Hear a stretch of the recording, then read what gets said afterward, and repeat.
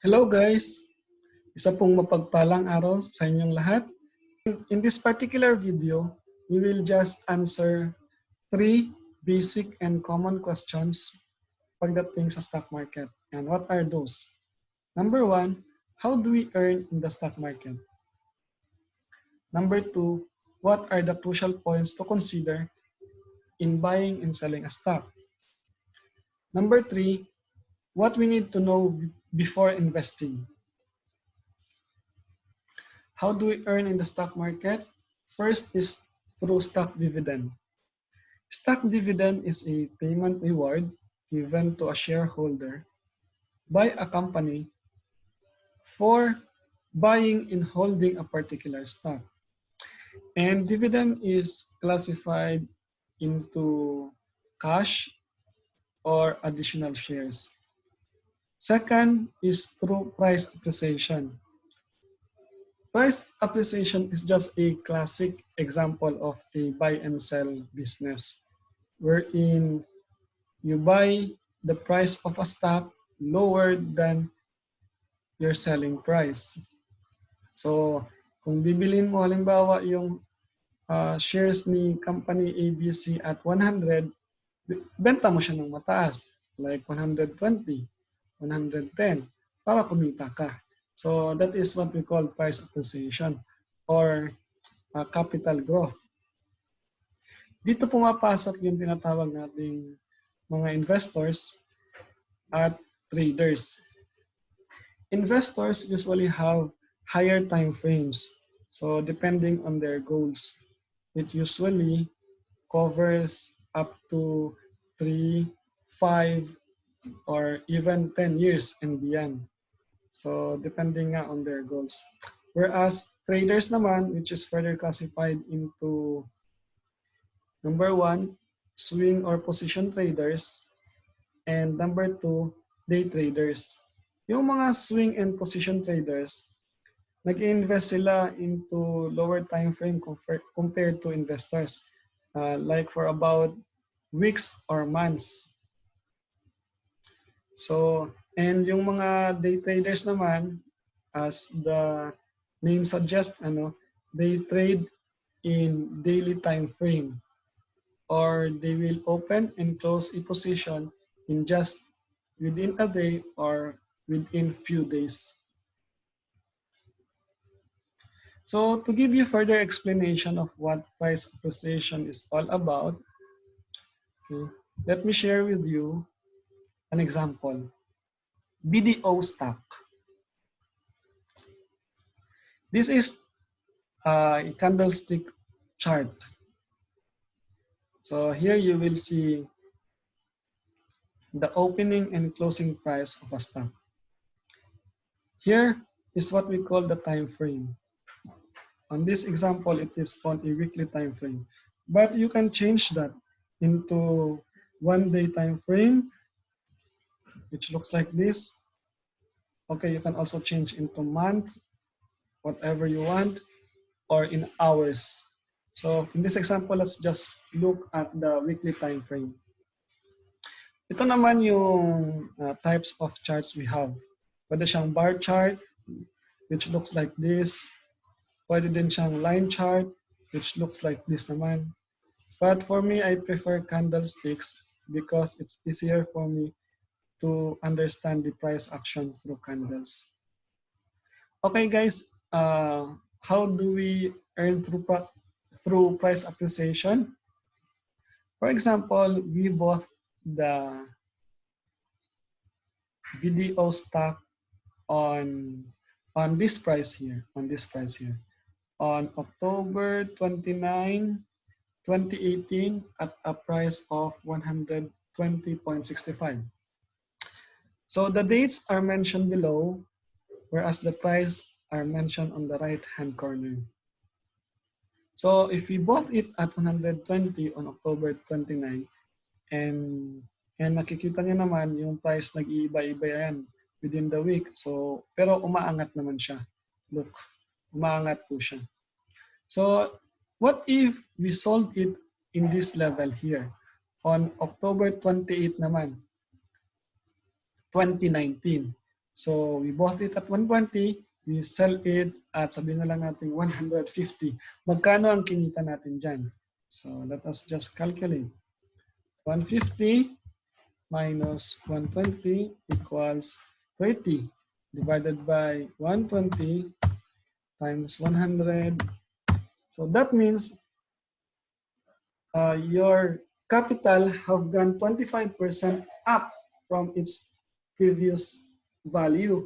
So meron kang 25% na earning during that time frame.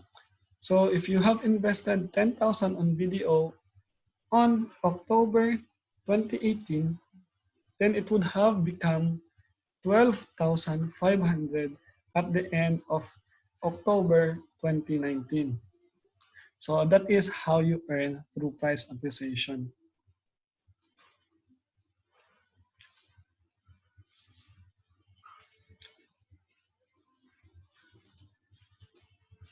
So to explain further, guys, this candlestick pattern, I have here an illustration para mas magbigyan kayo ng mas maliwanag na view. Here we have a green candle and orange candle. Pero in our example in video, it is a red candle. So we have the shaded part, which what we call body, and a line extension on top and below. So on top is what we call the upper wick, and below line is what we call the lower wick.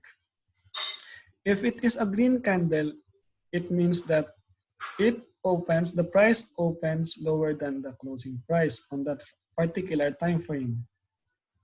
So kung ang price niyan dito 100, at the end of that time frame, pwede siyang 110, 120, any price higher than the opening price. So kabaligtaran lang nung nasa orange chart natin, yung opening price is higher naman than the closing price. Kung binili mo siya nung opening price at 100, so the closing price will be any price lower than 100. So I hope you understand that, and I hope I made it clear to you. So let's proceed with question number 2. What are the crucial points to consider in buying and selling a stock? Unang-una na dyan is what stocks to buy. Dito pumapasok yung tinatawag nating fundamental analysis. Kailangan nating i-analyze yung kumpanya based on its fundamental data. Diyan pumapasok yung price to earnings ratio, price to book value, kung ilan yung free float niya, kung meron ba siyang foreign ownership limits, at kung meron at kung nagba-buybacks na ba yung kumpanya. So we need to get a thorough study of its fundamental data. And don't you worry, in the next video, we will have a thorough discussion of fundamental analysis. Just take note lang guys na we have 271 publicly listed companies in the Philippine Stock Exchange. And where do we get them? If you look at here, PSE Edge, and you click on the company list, you will see the list of all the companies which we can trade in the stock market. Overall, there are 271. So, pipili ka lang dyan kung anong gusto mo. Pwedeng Aboitiz Equity Ventures, pwedeng Aboitiz Power Corporation, pwedeng All Home. And here, makikita natin na marami pang pages. So, ikaw ngayon yung pipili. So, just imagine there are 271 publicly listed companies. So, kung iisa-isahin mo yan, napakarami yan. Maubos yung time mo. Tsaka, magiging exhausted ka pa. Your effort, your time, maraming makukonsume na time sa'yo. What I strongly suggest, especially for new investors, just focus on blue chip companies.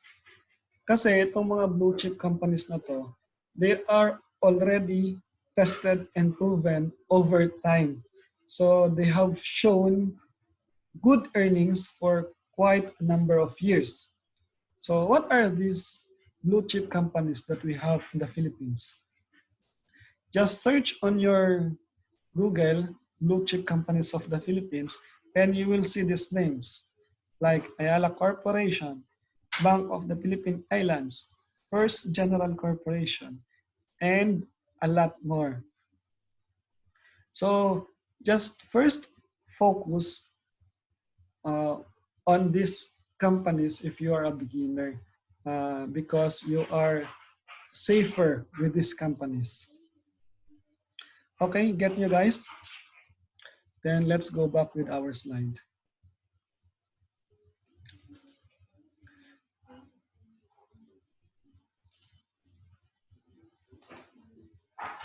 Okay, let's proceed to our second question. When to buy and sell the stock?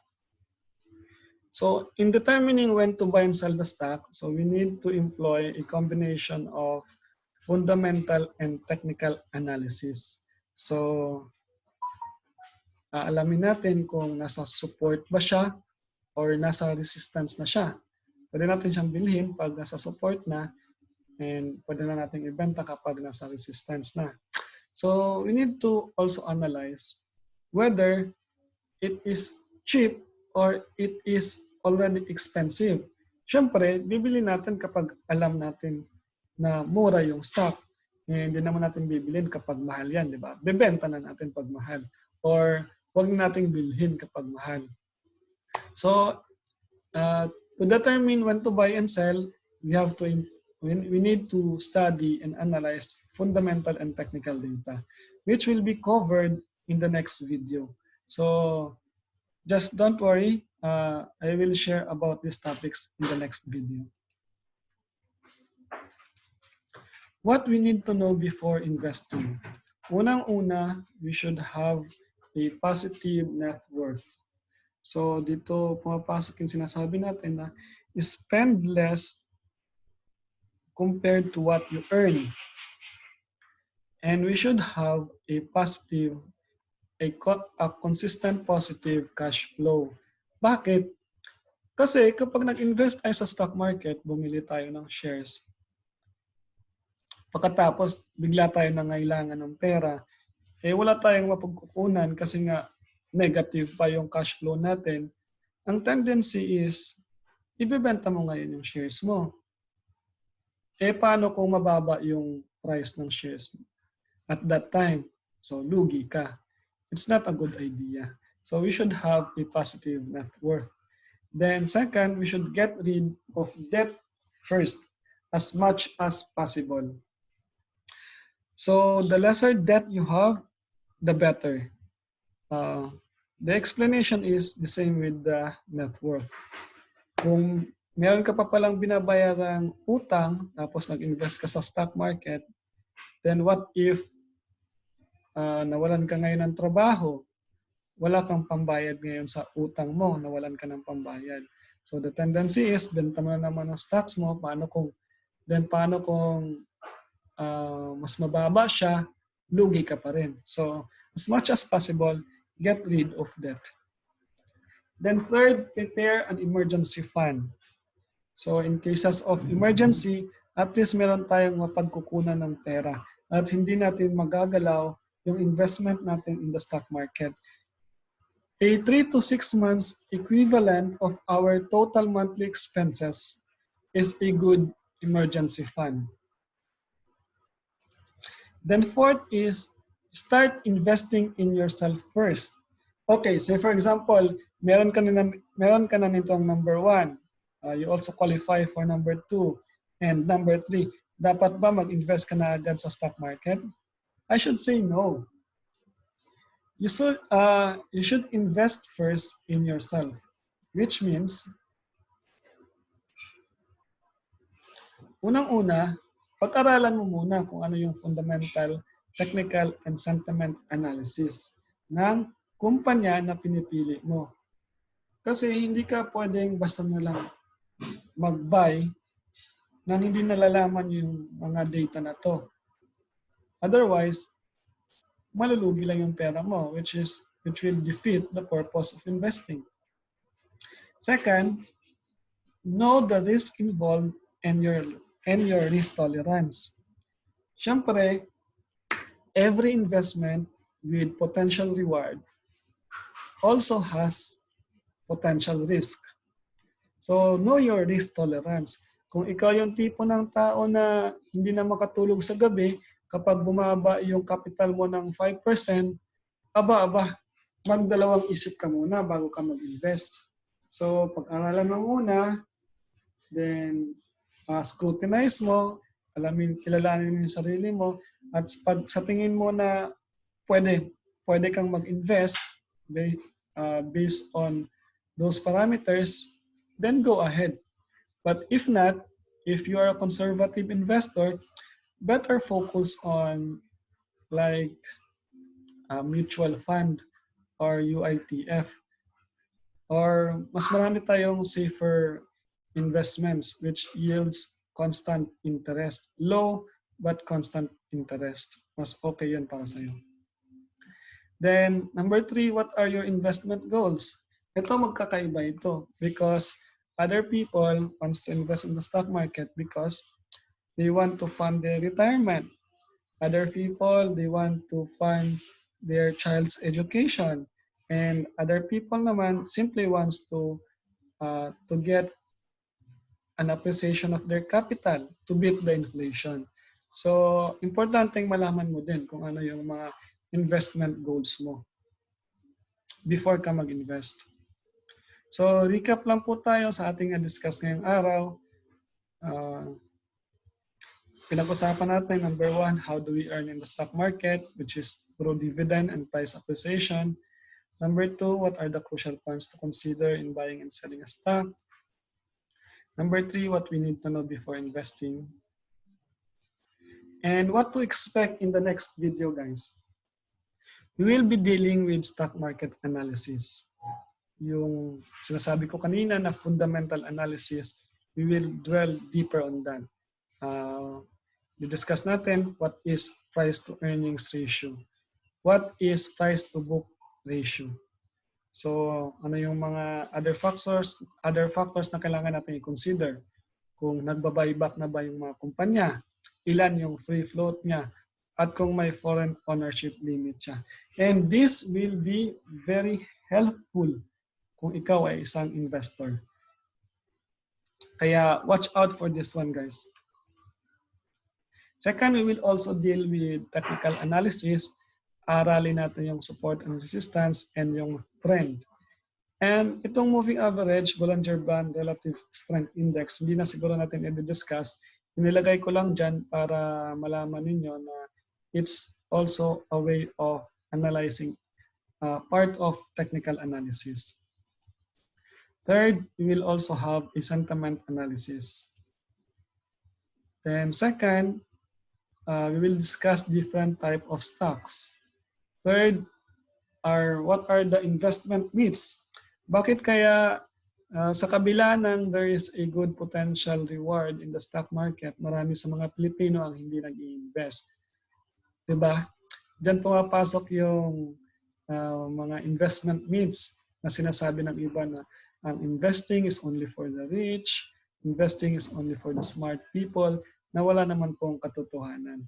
So guys, thank you for watching this video. If you enjoyed it, let me know your thoughts by putting your comments and suggestions below. You can give constructive criticism as well para makagawa po tayo ng mas marami pang magandang video, mas mga informative video para maka-encourage sa mga kababayan natin na mag-invest sa stock market. A bit of a disclaimer lang, I'm not a financial guru. I do not claim to be expert in the financial market, neither. So, ako ay nagbabahagi lamang po ng aking kaalaman para makatulong sa mga kababayan natin. And if you think this video is helping you and would likely help other people as well, please share it, guys.